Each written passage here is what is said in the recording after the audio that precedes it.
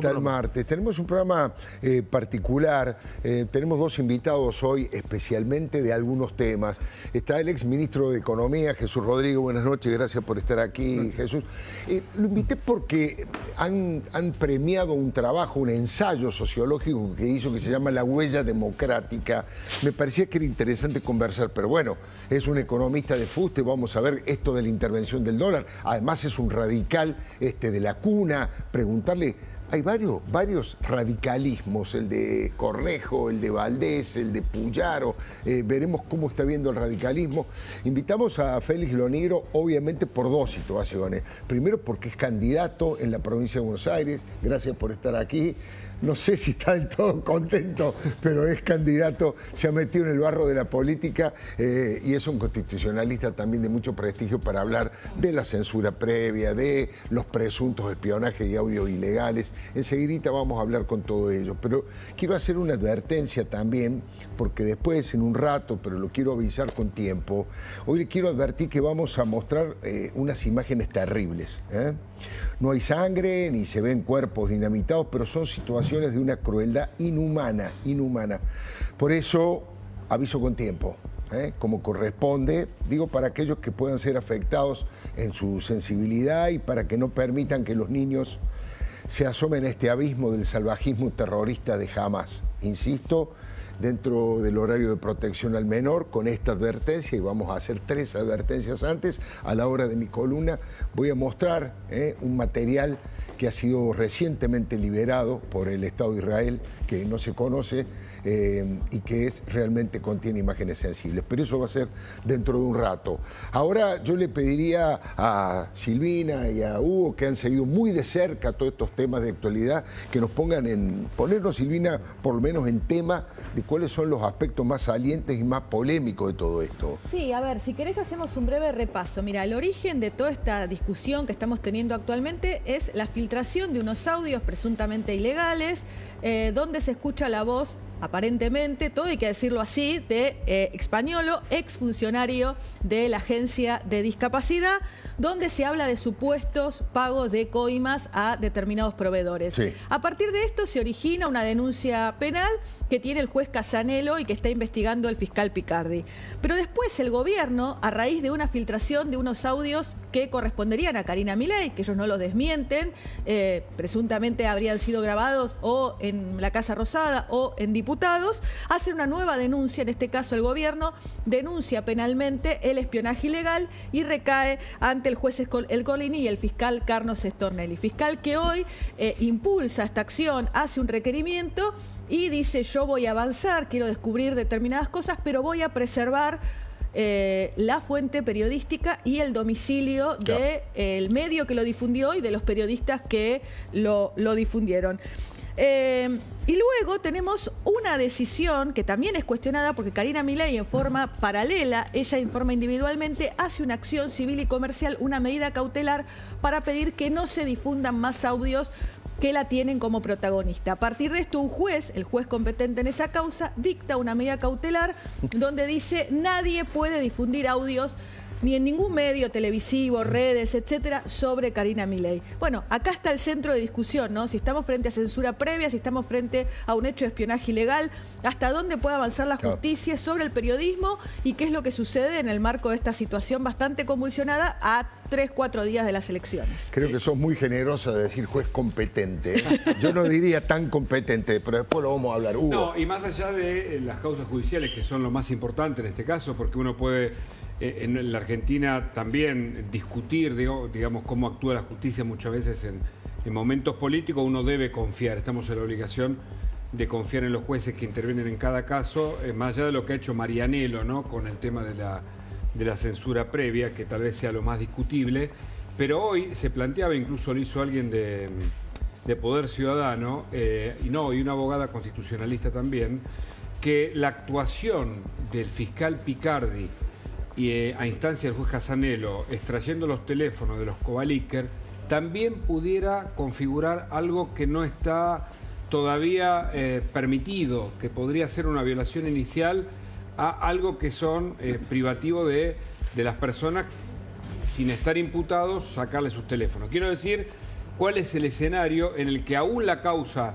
supuestamente más pura, la que se actuó más rápido, también tiene ciertos cuestionamientos. Por supuesto, tal vez el que más experiencia en el campo tiene, me refiero al fiscal Stornelli, porque fue víctima de una operación, claro, aquella operación PUF, está exactamente, que iba contra él y contra el juez Bonadío y contra las causas de la llamada corrupción K, cuadernos y otras causas. Entiende dentro de esa fiscalía y también a instancia del juez Julián Ercolini, que le derivó la investigación, entienden que hay actores que se repiten en varias actuaciones de esta naturaleza. Es decir, que hubo una concurrencia o una metodología en la denuncia de los audios de Españolo que a priori podrían configurar una operación de inteligencia ilegal. Eso no significa que la justicia no debe investigar la sospecha de corrupción, pero lo que ahí se está tratando de averiguar es si hay un aparato paraestatal que viola la ley de inteligencia nacional, sobre todo cuando se cree que se investigó esto dentro de la Casa de Gobierno. Doctor Félix Lonegro, ¿cuál es su primera mirada de todo esto? Bueno, algunos dicen la polémica sobre censura previa, para mí no hay polémica, no hay ninguna duda que es absolutamente inconstitucional, viola el artículo 14 de la Constitución, bueno, los pactos de San José de Costa Rica es un verdadero despropósito que la verdad no tiene demasiados antecedentes, pero lo quiero escuchar a usted que es el especialista. No, indudablemente, no hay discusión al respecto. La libertad, todo lo que gira en torno a la libertad de expresión está vinculado, y los daños que con la expresión se pueden producir, porque es indudable que cuando uno se expresa puede hasta inclusive delinquir. Claro. Apología del delito, calumnias, injurias, amenazas. Entonces, no se trata de que el derecho a la libertad de expresión quede impune de toda responsabilidad. No, pero lo que pasa es que las responsabilidades son después que fluye el derecho a la libertad. Si no hay que adivinar lo que iban a hacer o iban a decir. Indudablemente. Cuando se trata de cuestiones de gobierno que están presuntamente involucrados, sobre todo cuando se trata de presuntos delitos, hay una cuestión que ya tiene que ver con el sistema republicano. El sistema republicano está, entre otras cosas, fundado en la transparencia. Res pública es cosa pública. Claro. Entonces, la libertad del periodista particularmente, que es aquel a través del cual nosotros nos enteramos de lo que ocurre, tiene que estar protegida. Entonces, ¿que el periodista puede delinquir? Sí, porque puede tener responsabilidades también. Pero como dice usted, el Pacto de San José de Costa Rica, en la misma Constitución, nos dicen, bueno, deje que fluya la libertad de expresión y después las responsabilidades. Sin duda. Jesús, ¿cómo es todo este lío desde lo político? Te lo pregunto como cuadro político. Esta denuncia de espionaje internacional, lo que ha hecho el gobierno, la actuación de los jueces, esa posible corrupción, el rol de Karina Milei, ¿qué mirada tenés de eso? Bueno, tal vez el contexto general nos puede ser útil para responder tu pregunta. Hoy un destacadísimo economista ha publicado un análisis que me parece muy pertinente. Y dice que por primera vez en estos 40 o 50 años últimos de vida democrática, conviven tres dimensiones que hasta ahora no habían estado juntas al mismo tiempo las tres. Debilidad política del gobierno. Debilidad política, sobre todo en los últimos 30 años. Desequilibrios macroeconómicos. Sí. Y sospecha fundada de más de un acto de corrupción. Sí. Que cuando se combinan esas tres dimensiones nos permiten entender el porqué de estos inquietantes días que estamos viviendo. En todos los planos, en el plano económico y también en el plano político. En el plano político se refuerza, ¿por qué, pienso yo? Bueno, porque estamos frente a un estilo de gobierno, a una práctica política que adivina enemigos a quien piensa distinto. Cualquiera puede ser comunista, si no piensa igual que el gobierno. Si es periodista, es sujeto de corrupción. O de acusación, de descalificación. Y aquí hay un hilo conductor con la anterior administración, en el sentido de despreciar, relativizar, desautorizar, desacreditar cualquier tipo de cuestionamiento al acto de gobierno. En los años del kirchnerismo se escupía y se hacía escraches públicos a destacados periodistas. Ahora se avanza en algunas circunstancias que son muy peligrosas para la convivencia democrática. Entonces a mí me parece que es muy importante una reflexión de este tipo para que no nos permitamos como sociedad cruzar líneas rojas que son muy peligrosas. porque cuando se producen acentuadas regresiones en el funcionamiento del sistema democrático, abrimos la puerta a un camino que no sé cómo se termina. Yo le agregaría una línea, sí, que es el internismo dentro del gobierno, ¿no? Porque la verdad que las acusaciones de espionaje ilegal que hoy en un tuit el presidente Milei puso en responsabilidad de los periodistas, dijo, son periodistas disfrazados de espías, una cosa así ha sido el textual. Sí. Entonces, espías disfrazados de espías disfrazados pero de el presidente lo dijo periodista. mal, como lo dijiste vos recién, lo dijo al revés. En cualquier caso, están poniendo en responsabilidad de un sector del periodismo el espionaje ilegal, cuando en realidad los propios actores y protagonistas están diciendo que las grabaciones fueron hechas dentro de la Casa de Gobierno o dentro de la Cámara de Diputados, que los principales referentes políticos cuando van a esos sitios deben dejar los teléfonos celulares guardados. Esto lo dijo la ministra de Seguridad, Patricia Bullrich. Por lo tanto, si efectivamente se produjeron las filtraciones dentro de lo más alto del poder, ha sido propio de las internas del gobierno, porque la seguridad dentro de la Casa Rosada es Casa Militar o el Ministerio de Seguridad de la Nación o los servicios de inteligencia que maneja el propio gobierno. En la Cámara de Diputados, Martín Menem estaba denunciando la supuesta filtración de un audio que desconocemos. En su despacho, él es el presidente de la Cámara de Diputados, cuarto en la línea de sucesión presidencial, es su responsabilidad. De modo que lo que me parece que el gobierno no está o incurre en una contradicción cuando cree que el espionaje ilegal lo hacen externos o periodistas, que es el propio gobierno el que es preso de sus internas y tiene expuesto esto que es realmente un bochorno y un peligro. No, además, y además de haber puesto en lugares muy importantes a gente impresentable que no tiene experiencia y que no tiene capacidad de control ni tiene experiencia en el tema, por ejemplo en la CIDE, ¿no es cierto? Doctor Loniro, usted es candidato por el partido Potencia, senador en la provincia de Buenos Aires, obviamente tributa a la movida de María Eugenia Talerico. ¿Usted está más cerca del kirchnerismo o del mileísmo? No. A ver, creo que por definición Potencia es anti-K, es liberal, es republicano y tiene una profunda convicción de ética y de decencia en el ejercicio de la función pública. Pero estas cosas que dije, alguien puede decir, bueno, suenan vaguedades. Todo tiene un fundamento. Anti-K porque el kirchnerismo es todo lo que no queremos que regrese. No hace falta, ya sabemos lo que ha sido y en ese sentido por valores, porque han trastocado todo, porque han destruido la economía, porque han robado. Ahora, cuando decimos que somos republicanos, en realidad no es vacuo, estamos diciendo que somos republicanos porque nos interesa, por ejemplo, la limitación en el ejercicio del poder en el tiempo. Esta cuestión de la renovación periódica de autoridades, para mí a mí se me ha convertido en una obsesión. A tal punto que el primer proyecto que yo presentaría en el Senado de la provincia, si yo fuera legislador, si me votaran, es que, por ejemplo, para el gobernador habría que modificar la Constitución, pero yo propondría que 2 periodos y que no vuelvan, no en un tercero, nunca más. Nada más, y los intendentes lo mismo, pero para eso se puede modificar la ley orgánica municipal. Y para los legisladores, 2 periodos se pueden ir y pueden volver otros 2 y se terminó.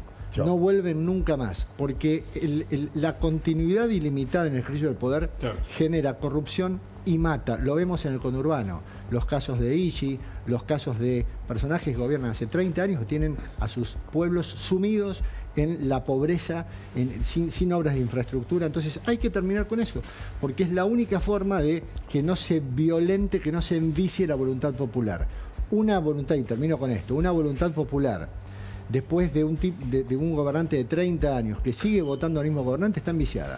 Está enviciada por los subsidios, está enviciada por la corrupción, está enviciada por los favores, por el carguito. Entonces hay que terminar con las reelecciones. Eso es republicanismo puro.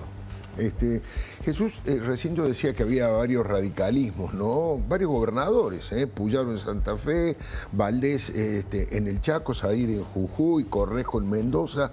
¿Cuál es el verdadero radicalismo? Porque como estructura partidaria, la UCR, la histórica, está como fragmentada. ¿Cuál te parece de esos espacios el que puede ser la locomotora de la recuperación del partido? De nuevo el contexto. Sí.